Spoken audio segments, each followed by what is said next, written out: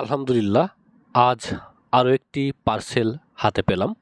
আপনারা সকলেই ইতিমধ্যে জানেন যে আমাকে কাশিয়ানী পেজের পক্ষ থেকে এতিম ও অসহায় বাচ্চাদের মাঝে কোরআন উপহার দেওয়ার একটা কর্মসূচি শুরু করছি।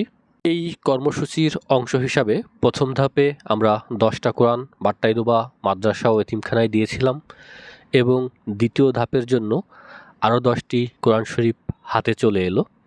হাতে পাওয়া পর বরাবরের মতো এবারও নিজ হাতে কোয়ালিটিটা যাচাই করে দেখলাম কোনো পাতা কোথাও ছিঁড়া আছে কিনা, যে কাগজ দেওয়ার কথা সেই কাগজ দিয়েছে কিনা, সব কিছু নিজেই যাচাই করলাম। মাশাআল্লাহ, প্রতিবারের মতো এবারও কোয়ালিটি নিয়ে আমি সন্তুষ্ট এবং আমাদের এই ধারাবাহিক কর্মসূচি চলতে থাকবে। আমরা চেষ্টা করব কাশিয়ানী উপজেলার সকল মাদ্রাসায় যেখানে অসহায় বাচ্চাদের জন্য বা এতিম বাচ্চাদের জন্য কোরআন লাগবে আমাদের পক্ষ থেকে পৌঁছে দেওয়ার।